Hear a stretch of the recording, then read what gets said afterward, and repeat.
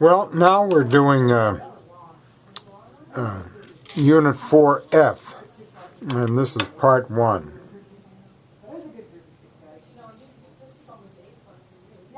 And the first question is, what type dash or income represents money that has been collected? And it turns out it's C, receipts. And if you go to page 279, you'll see that explained. Page 279. Defined, yes. For the next one, Gabe said 4 years. For years, there has been no money in Social Security, in the Social Security Trust Fund. Just a bunch of IOUs. Kim said, that's impossible. If that were true, how come the government has been able to pay out Social Security benefits all these years? Who's making more sense?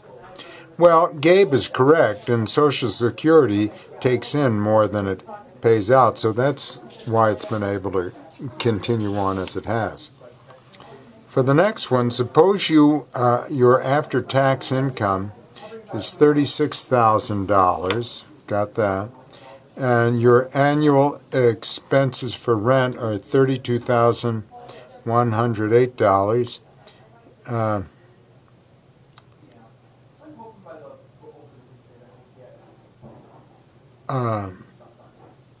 You're spending $5,890 for food. Household expenses are $1,312, and for entertainment,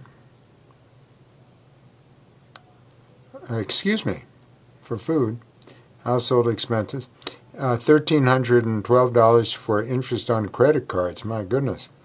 And $6,657 for entertainment, travel, and others. Well, when you sum those and subtract them from your income, you've got a deficit of $9,093. So A, it's a deficit. So for 3, for 4, in 2005, the total receipts for the U.S. federal government were $2,154 billion. The total outlays were $2,472 billion. The deficit was $318 billion. What would the deficit have been if there had been a 1% increase in the total receipts? So 1% of the total receipts is, rounding up, $22 billion. If we add that to the receipts, we get $2,176 billion, and if we subtract that from $2,472 billion, we wind up with a deficit of $296 billion. So C is our choice. Now for 5.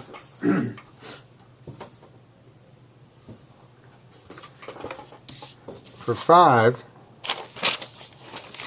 the question is, in 2006, the total receipts for the U.S. Federal government were estimated at $2,288 billion.